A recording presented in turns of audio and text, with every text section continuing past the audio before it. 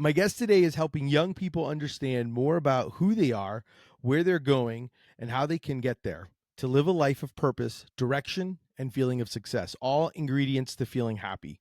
Please welcome the founder of Hi-Lite Coaching, Jessica Villegas. What's going on, Jessica? Not a whole lot, living the dream, hanging out with all these young people. I love it. How's I it love it. going? Doing all right. Doing all right. Thank you so much for taking time to be with me and during my lunch break. What's your go-to lunch or sandwich? Oh man. Okay. I prepared for this because I knew you were going to ask me about my go-to sandwich. So when I am in the Orlando area, I love to go to Pom Poms and get the uh, the Mama Ling Ling's Thanksgiving dinner, Yep, Thanksgiving sandwich. Yep. Thanksgiving sandwich. This is my favorite. Yes, that is one of my favorites. Do you know how? Out of curiosity, do you know why that's on the menu? No, why? So I had Palm. Palm's been a previous guest. I have a relationship with Palm. I love Palm, and one of the reasons being is when their family came to the States, they wanted to learn. That was like one of the main things that the mom, like her family, wanted to learn how to make was a Thanksgiving dinner. And so Uh, that's one of the reasons why they actually did that, and that's why it's an homage to her family because of Mama Ling Ling, to be able to as an homage to her family for something that they wanted to have as like an American tradition, which I is love that. I know, right? It's a great sandwich too. So definitely a staple in Orlando. They've been here forever. For sure. So tell people a little bit about what made you decide to start Highlight Coaching. Oh, there's not a little bit to tell there. It's a whole lot of things. Yeah, Um, I'll try to keep it as short as possible. So, keep it lunch yeah, break short. Yeah. yeah. So, when I was young, teenager, high school, I knew that I wanted to create a new legacy for myself.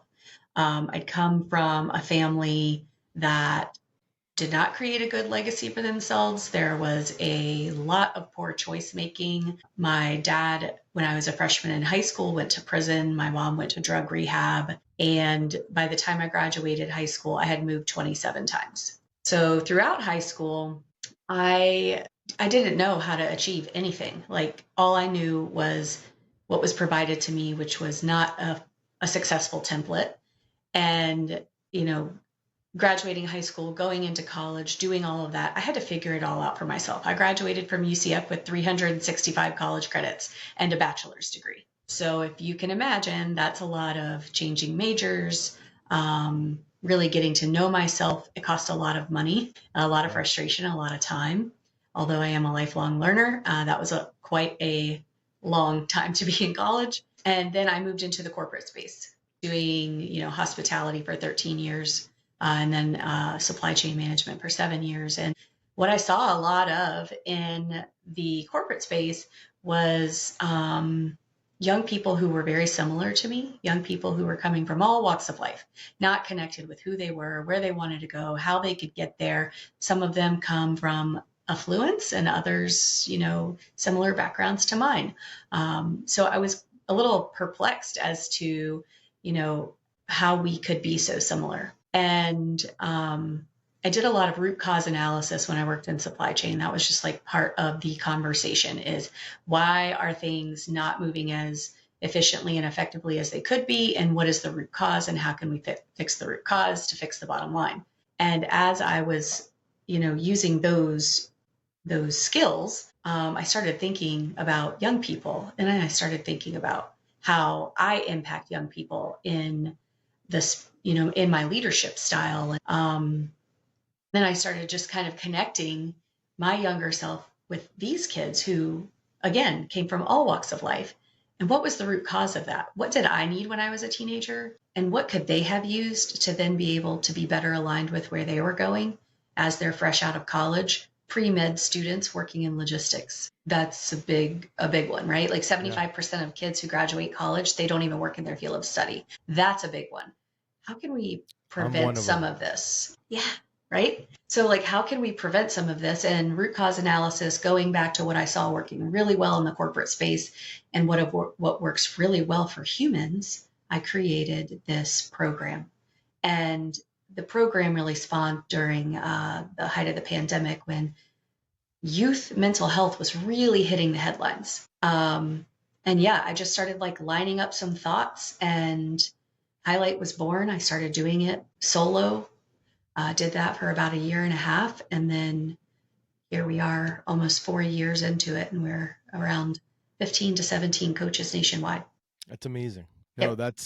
that truly is, that is some awesome to be able to do. What is there like an underlying, like, I guess something that a thread that you kind of notice in the consistency? I mean, everything from what you're seeing, and we'll kind of turn it into everything from where you're kind of coaching and having, young adults and young professionals, to maybe small business owners, even like you're even starting out. Like, have you seen a common thread when it comes to something like that, where it's like the in the levels of trying to either success or trying to figure out what it is that you want to do? Yeah. Values, common theme. Like when we know what our values are, we know what's most important to us. That is like the backboard of all decision making, right?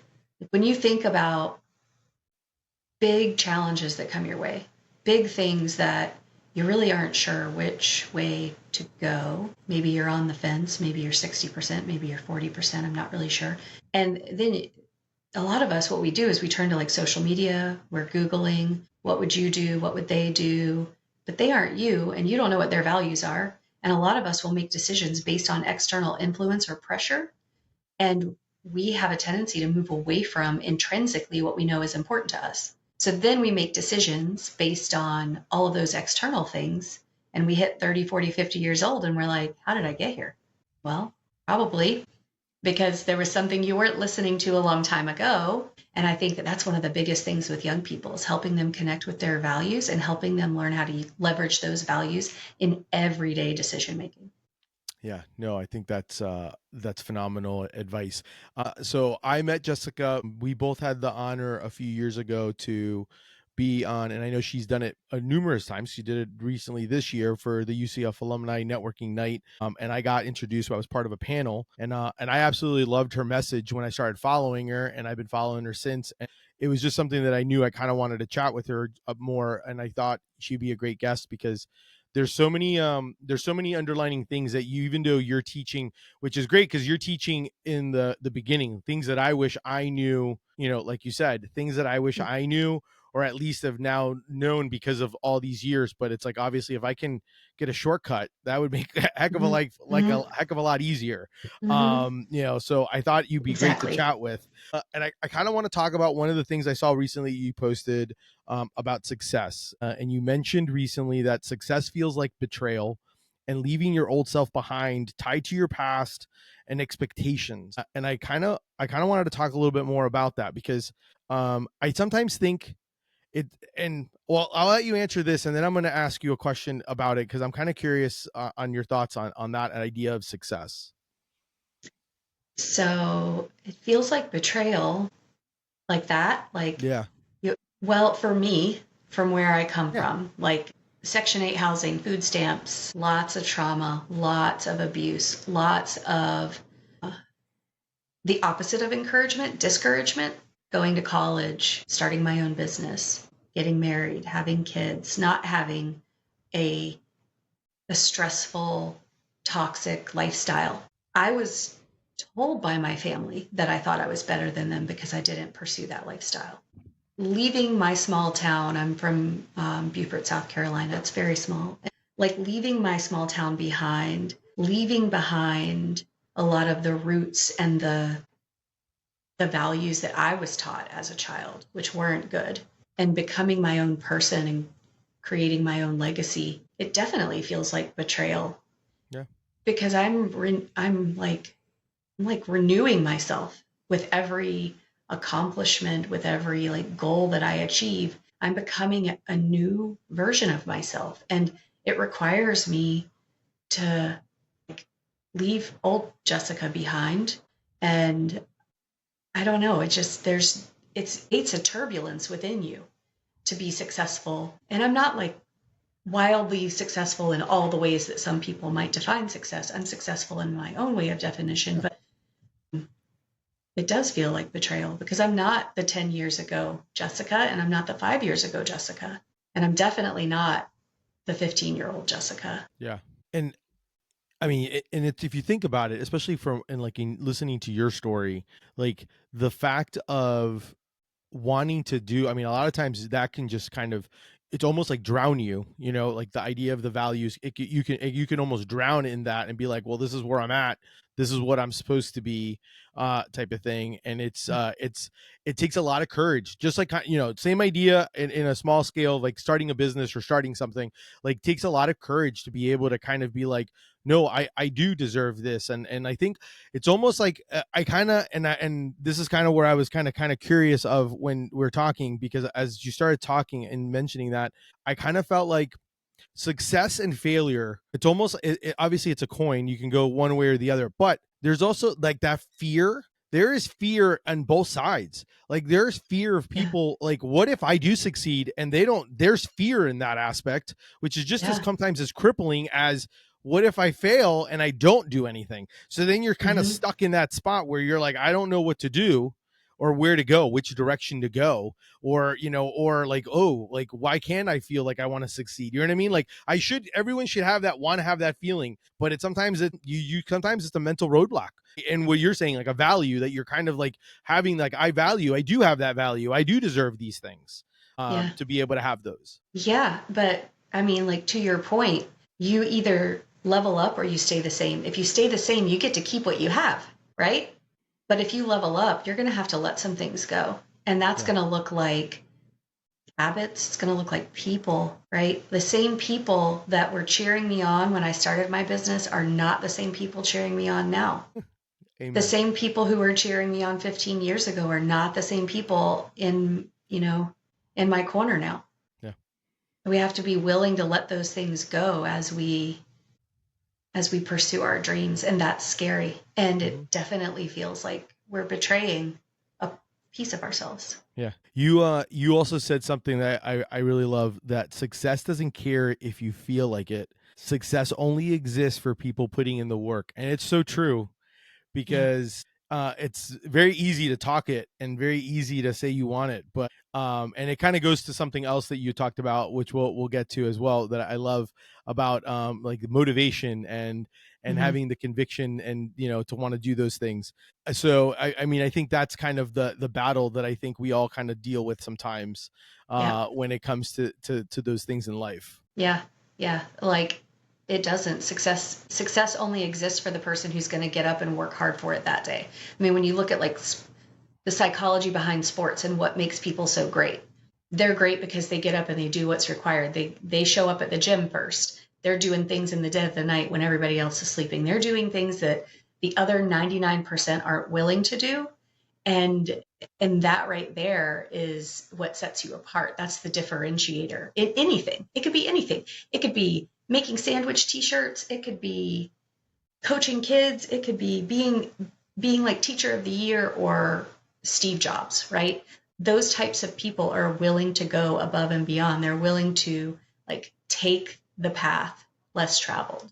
And again, you have to be willing to leave everybody else behind, because once you start to stand out and once you start to accumulate that following or that success out in the marketplace or wherever it may be, a lot of those people that were your cheerleaders become your haters. And that's where the courage lies, right? To keep going and not be afraid. There's this really great book, The Courage to Be Disliked. I can't remember the authors right now, but you have to have the courage to be disliked if you're going to do anything that shakes up the market or is revolutionary or standing out from the crowd. Why do you think, you said it a few times now, and I'm kind of curious about that, because I've never really heard anyone say it, or I've never even thought of it. But why is it that you think that the ones that were cheering you on in the beginning aren't cheering you on when you are reaching that success? Why do you think those cheerleaders change? You know, what do you think kind of attributes to something like that? I think it's you are a mirror for them for the things that they're not willing to do. And so when you succeed and they don't, I mean, or if you become wildly successful, they will say things like, you got lucky, but they don't want to admit the fact that you actually just put your nose down. You're willing to sacrifice your life, disappear for a year give up all of everything, go all in to be successful. You were willing to do that and they weren't. And Yeah. that people don't like to be shown their weaknesses. And I think that's the biggest contributor No, I think to that that. hits. And as I mentioned the motivation part, I love, like, I think it was like motivation versus being committed was what you had. And I love, it's like there's so many things that I'll listen to. It's almost like you do like mini TED Talks sometimes when you just start talking, and I appreciate that. When you do that, and you kind of, because one, I feel like it's one of those things where you open yourself up and share. When you do that, do you do that one for obviously to have other people be able to listen and actually, kind of help someone else? But is it also a part where you're also maybe doing it so you hear it yourself? I'm just kind of curious. I think I live in my head a lot. I like to read books. I listen to podcasts. I'm a very internal person. I think a lot. I pick things apart. And it's just me saying things out loud that honestly, I'm being vulnerable. I don't say a whole lot of the things that are in my head out loud very often. And I don't let people in to understand how I work. And I'm getting better at that. And so I put those things out there to get used to maybe hearing it out loud, Yeah. but also just to allow people in. I'm not, anybody who's close to me will tell you, like, I have a poker face. You don't know what I'm thinking. They don't know these deep, dark tunnels in my head. Do So you, on this journey that you've been on, I'm always kind of curious about people and how they kind of work on, like, do you have like mottos, affirmations, or anything that, do you any kind of like daily routines that you do to kind of get you into that proper mind space? Because obviously it's there's the values and everything that you're kind of doing, the commitment to doing those things, but you also have to have that self-confidence to be able to also kind of do those things. And sometimes that motivation, or even like a mantra or something, do you have something like that that you use or follow during on a course, on a day-to-day, or when things get tough? I think really I just look at what the work that I do as my duty. It is my duty to help my younger self. It is my duty to find people who need my resources and find a way to get it to them, whether it's partnering with a nonprofit and being able to offer their resources for free or whatever the case may be. It is my duty to do what I do every day because there's people who are out there that need it. But back to the motivation thing, like I don't believe in motivation. Like motivation is a fleeting emotion. Dedication is a whole different conversation. You want it or you don't. A lot of people talk about motivation. How can I get motivated? Let me read this daily affirmation or let me read this quote. For me, it's like motivation, you're waiting for something to arrive, like the mail, right? It could come, it might not. Maybe there's somebody blocking your mailbox, that does happen to me a lot. So maybe I'm a little mad about that. But like you're waiting for something to arrive to you. But if you're committed, you're showing up and you're doing your duty every single day to the promise you made to yourself. I kind of think that motivation is BS. No, and I love that, because I get asked often sometimes when I'm like, especially when you start doing a lot of things. I have a lot of people go sometimes be like, why do you do this? Or how do you find the time to do that and do this? And it's because you want to, you're dedicated to it. You want to do Yeah. it. And and I think that's the key, is that if you want something bad enough, and you really are committed to it and Mm-hmm. dedicated to it, you will find the time to put into it, whether it's a little bit of time every day or a lot of time. But you will put that time into it in order to become a better version of yourself.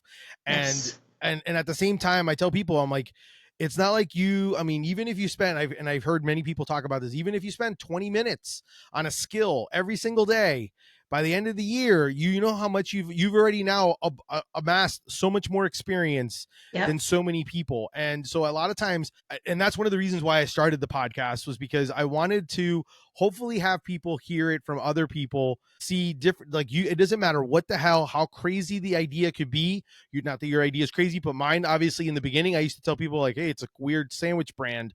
And people would be like, why would you do that? And why is it so niche? It doesn't matter. It's something I'm dedicated and I love, Yeah. and I'm doing it.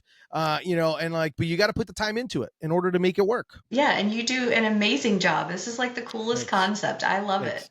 I actually was showing your stuff off to this guy who does he does coffee. He's a coffee consultant, and right now he's working with a local coffee bar barista, like Yeah, kind of thing, out here in my area of town. And yeah, I was just like, check out this guy. He's so cool. He has all these really great t-shirts, and it's just fun, right? I You're love very that. creative. I love creative Thanks. people. So Thank you. And I definitely appreciate that. And I love the work that you're doing because I see that you do everything from, you guys are doing a little bit of everything and you've created a team, you've grown the coaching and consulting like you mentioned. What would you say is your favorite part of your success, and what do you think has been the hardest in starting this and the outcomes from it? my favorite part of my success is when parents come to me and they tell me that they've got their child back. The child that once seemed so engaged that then slipped off and couldn't make a decision, couldn't, really engage in their life and make, wise choices. For them to come to me with tear-filled eyes and say, I have my kid back, or my kid just accomplished this like amazing thing that they've been trying to accomplish for a while, or I had no idea that my kid was interested in this, and we're so well connected now. Like that kind of feedback is magical for me. It makes all of the sacrifice worth it. And I think the hardest thing has really been helping families and young people to see the value in the program that we provide. We're life coaches, right? But we have a success framework that works and it's scalable. I can teach it to you when you're 15. You can take this with you until you're 50. It literally works across your whole entire life. And to be taught these life skills early, to understand who you are, who am I, my values, where am I going? That's my vision. How am I going to get there? That's my mission. Who has those three things? Target, Microsoft, Apple, huge businesses that are wildly successful. We need to have that as individuals, right?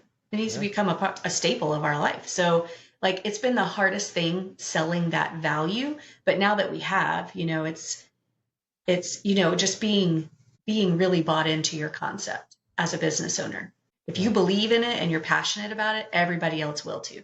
You just got to Yeah. keep going and knocking on the doors, right? Yeah, put your head down and go. It's Yep. and that's kind of that's a tough one sometimes when you because I'm pretty sure during your 4 years you must have experienced some moments where and maybe you haven't, and if you haven't that's great, but like you must have had some of those moments where you kind of sometimes you're like, I know I'm doing the right thing, I know I'm committed to this, I know I'm going to make this work, but then there's got to be some times where you're going to get those stumbling roadblocks, or you're going to have those moments of doubt where you're like, damn, I'm like, am I doing it? And it's not doing it where it's like, am I doing it where I'm like, I'm gonna like get to be like this, whatever. It's just like sometimes you feel like you're pushing and you're pushing. Like I have this and I'll stand up and I'll grab it in a second. I have this I have a bunch of stuff in my office, as you can see maybe above, Yeah. but I have this one thing that my parents had in their house, and I took it with me and I took it from work, and it's a man pushing a boulder. It's like a little figure and it's a Mm. man pushing a boulder,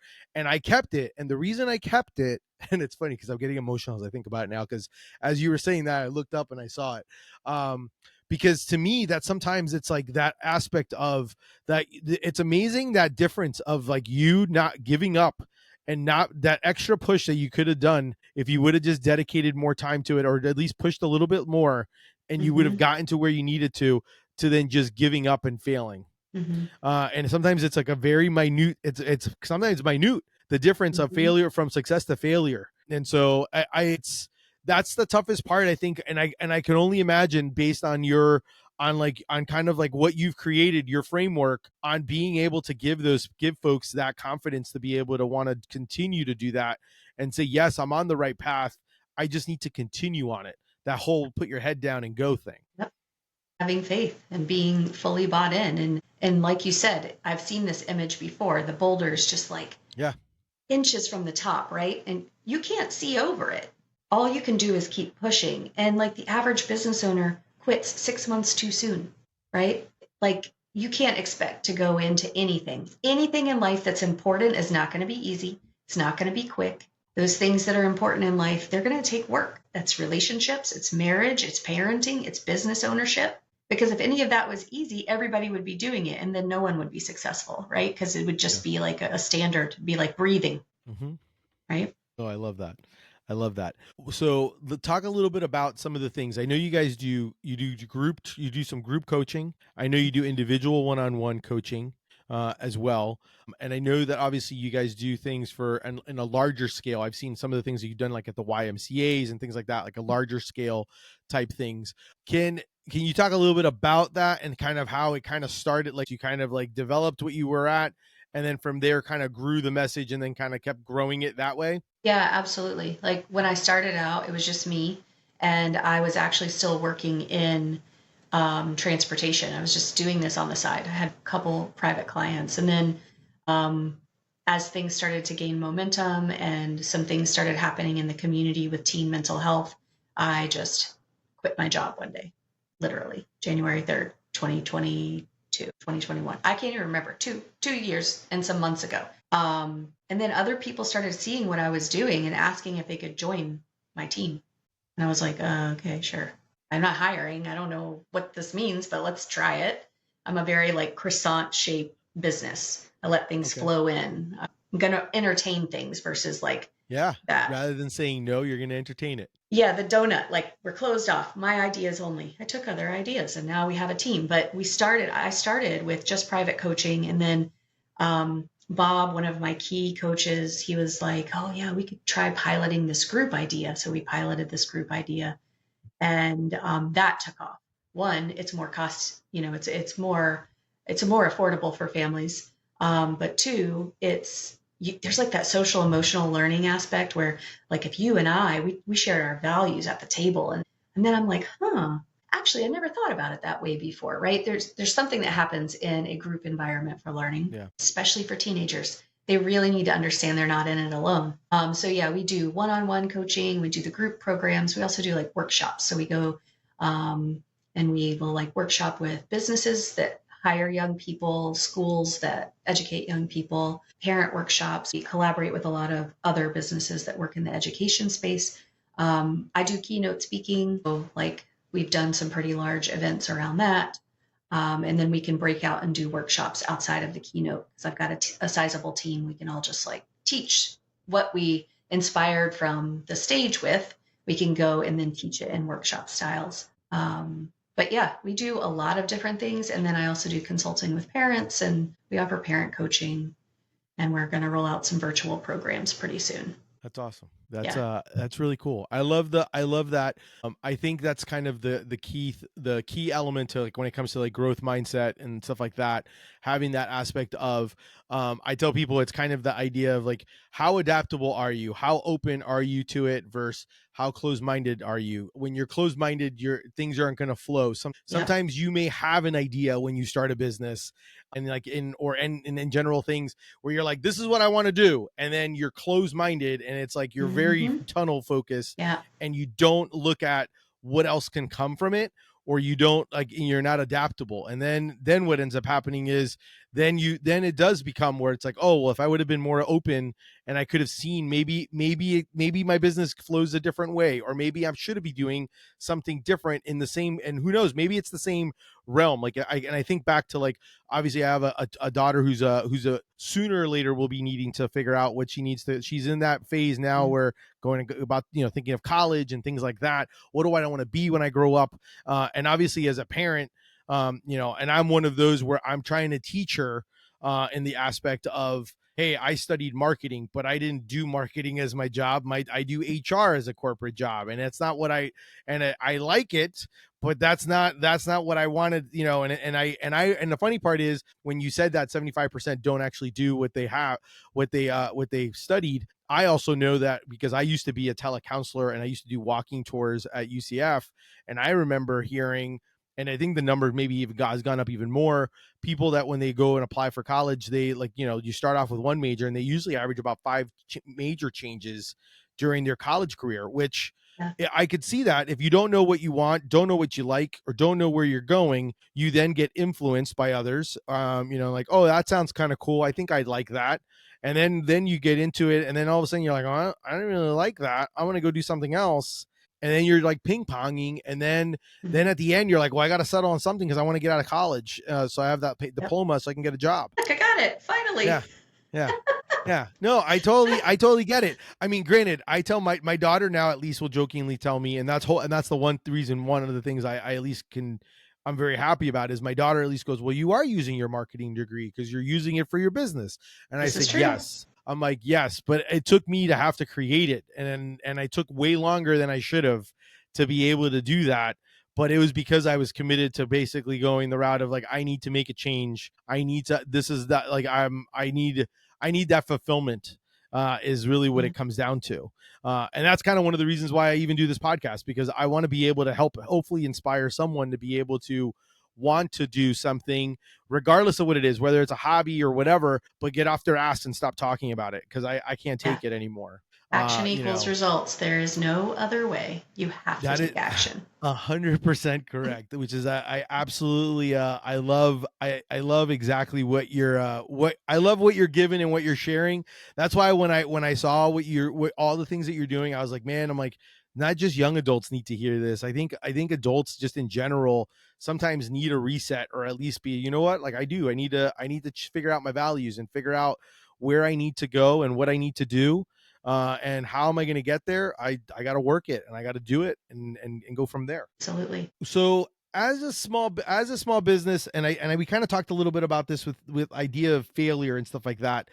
Can you give me some examples or some things that you kind of, people can kind of look at? I think a lot of times it's all about the mindset aspect. So a lot of times people will look at failure and be like, well, you know I don't want to fail, I just don't want to fail, and they create that roadblock.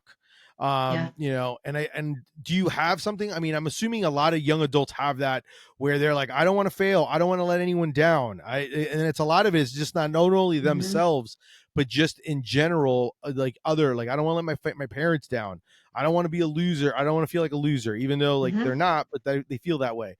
Do you have like certain things that you kind of share with them, or techniques, or just kind of like thoughts, like how they, like, I guess, mind shifted thoughts of how they can kind of pursue or look at those things as when it comes to the idea of failure? Yeah. I ask them, when was the last time that you failed at something? And what did you learn?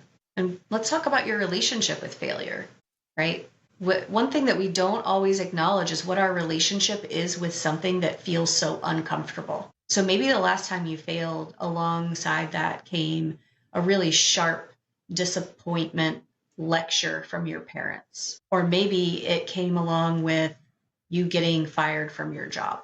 What'd you learn there? Right? Like, what's your relationship with that? And why are we running so far in the opposite direction? Because there's so much to be learned when things don't go the way we want them to go. That's ultimately what a failure is. We have a perceived idea of an outcome. We are inflexible. We attach ourselves to it. And there's something called the 7 laws of success. And one of those laws is the law of detachment. When we become attached to an idea, the failure is so much more painful. But when we can be more flexible and we can say, hey, you know what? Maybe I did disappoint my parents. I skipped school. You know what? This is what I'm going to do. I'm going to take ownership of it. I'm going to create a solution around it. We're going to move on, right? I skipped school. Yeah, mom and dad, cool. I did. It was really not a great thing for me to do. I know I disappointed you. I'm not going to do that again. All right. Like, you got to take ownership of it. You have to reflect on what you learned, and then you have to take action on the learning. So, helping us to understand what our relationship is with failure helps us to then be able to be more resilient in the face of it and see it as an opportunity to learn and grow, because it does make us a stronger person. No, I absolutely, being comfortable with being uncomfortable is That, part of it, right? yes. That's a big one, and that's a big one. And Seeking it, seeking discomfort. That's yeah, one thing that a lot of people don't yeah, do. yeah. No, that's absolutely correct. And I'm very honest on it. Like, that's one of the reasons for me, like, why it, for a long time, it was kind of like I almost had a mixture of, like, that was my big thing, because my wife, I remember my wife, when I first started Deli Fresh Threads, my wife said to me, um don't make us go bankrupt. That was like the big one. She's like, as long as we don't go bankrupt and we don't lose the house, I'm down for whatever crazy idea you have. And That's so amazing. there, and which at the same time is also a part where I'm like, even though my wife may have been like, put it on black, you know what I mean? Like one of those moments, I never got to that point where my brain triggered but at the same time, I will say that in through the years, I have become more comfortable being uncomfortable and trying to stretch myself to do more things and do other things because that's the only way you can grow. And I've noticed that every time I do that, my business does grow and other opportunities follow from those opportunities. And I think Hmm. that's kind of the key on all of those things is that. So I totally agree with that. What advice would you give someone for wanting to start something? Believe in yourself. Be courageous. A lot of us, we think there's like a psychological thing. Well, I don't feel very confident to do it. I don't, where do I get the confidence from? Why are you so confident? How can I be confident like you, right? That's not what it is. It's the courage. It's the courage to stand in front of the audience and give the talk, even though your knees are shaking and your voice is shaking and you're breaking out in hives. I did all those things before, by the way. You just have to have courage to just keep going after it. That's where the confidence comes from. Have the courage to do the thing and you'll surprise yourself. And believe in yourself that you can do it. I mean, you fall when you try to learn how to ride a bike, and then and it just kind of clicks. It's the pushing of the boulder. It's kind of Yep. in that aspect. No, I think those are. I mean, I really, I'm enjoying having the opportunity to talk with you because one, it's kind of like reminders to me. I'm hoping that folks listening to this will take something from it. Two, if they got kids, especially young adults, I think, trust me, I've had numerous conversations about what you're offering and what you do with my wife, because this is if you can, I guess, if you can arm or give your child the tools and it's almost kind of in like you said, like give them the three tools to be able to get them to know what like the framework of where it is. Think about Mm-hmm. like if you knew this when you were, you know what I mean, like it's one of those things where, like what can you tell yourself if you were younger, and if these Mm-hmm. were the things that you'd be like, hey, if you have this, guess what, I just bypassed you like 20 years of psychological issues that you'd be like you'll be on a sec for course for the future, Yeah. type of thing. Well, we don't have that full on study yet because we're only 4 years old, but I Yeah. can tell you that Hi-Lite is the cheat code. It's Okay. a cheat code for youth to help them really tap into where it is they want to go and how they can get there. But hey, we're at the YMCA right now at Dr. Phillips, and anybody who wants to sign up for our program can do it for free. Really? That's awesome.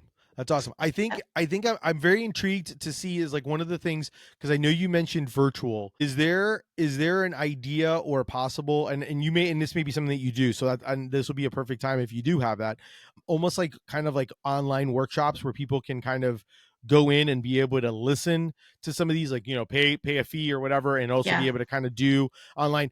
Not saying I know a lot of people. It's kind of one of those things where I feel obviously one on one when you get to have that group interaction, have that interaction with a human. It's a different aspect when it comes to those things, Hmm. as opposed to watching virtual learning because we've done enough of that Yeah. through COVID. But I was kind of curious, is that something that you guys also offer or have the opportunity or something that you guys think may be an opportunity to do? So we will be in the next few months rolling out a self-paced program where you can just download it and go, which would make it more accessible financially. And then we are rolling out a virtual program for high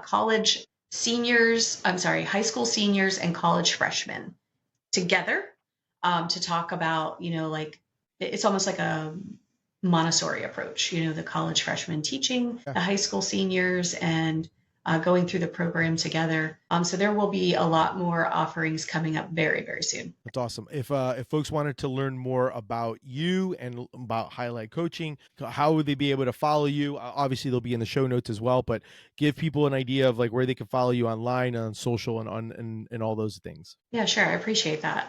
You're welcome. So highlightcoaching.com, it's spelled phonetically. So it's HILITE. Highlightcoaching.com, Hi-Lite Coaching on IG, Hi-Lite Coaching on Facebook. And we're on TikTok and all those other things too. So if you Yep. just look up Hi-Lite Coaching, you'll find us. and it'll also be on the show notes, and you'll be able to obviously see it when I tag her on everything when the show comes on, and you'll be able to see it on our Instagram as well. Jessica, I really appreciate you Mhm. taking the time to come on and chat with me. I definitely I love being able to talk to people like you that are inspiring, not only like other other businesses, other folks based on what you're doing, but all the young adults. I think the earlier we can get to these folks and kind of help them, they are the future, and I totally believe that they're at a different place than we are. And they're dealing with things way far greater than what we dealt with. Social media, obviously, being a big one when it comes to that. So I definitely appreciate having the opportunity to be able to chat with you and kind of just spend some time with you today and my lunch break. So thank you so much. It's been my honor. I really appreciate that you're interested in my work. Heck yeah, man! I love it. Trust me. Like I told you, I'm like I watch your stories, I watch all that stuff. Thank you. I enjoy that. I enjoy, and I will say this. I know, obviously, you being saying very cerebral. I'm one of those where I'm not a poker face. What you see is what you get. But at the same time, I'm also very. I'm also one of those where I'm becoming a little bit more reserved on some of the things because sometimes I do have like a diarrhea of the mouth where I just like my heart, I open it up and I just let it out, which is good and bad. But at the same time, I sometimes feel like I do it for myself in the sense that I need to hear it because you're right. Sometimes when you're going through the things of learning and growth, your cheerleaders, the ones that you'll have some folks that are always will be in your circle cheering you on, and they may be on the same path as you. But it's for me, it's one of those where, at least for me in my world, is I'm okay with seeing people succeed because I'm on my own path, but I want to cheer them on. So I love seeing success for people around me. Like that's one of the reasons why I love this show and seeing the successful guests that I've had as like they go on, like they've gotten better after I've had them. And it's not a me thing because they were going that Yes, way it anyhow. is. Yes, it No, is. to I just it's just one of those things where I know it's not a me thing, but I love seeing past guests just explode and like get bigger and better because it's something that I saw, obviously, that I saw the same thing, and it's something that drew me to them. And that's kind of one of the reasons why I want to be able to sit and chat with them. So I definitely appreciate you taking the time to come chat with me. That's our show for today. Thank you so much to Jessica Villegas of Hi-Lite Coaching for being on and having lunch with me. Definitely make sure check them out online, and obviously check out the show notes. You'll be able to see it on my Instagram as well and all my socials as well. If you enjoyed the show, make sure to subscribe. If you want to support me, check out my brand, Deli Fresh Threads. Make sure to tell your friends. Most of all, thank you. Until next time, keep eating sandwiches and follow your passion.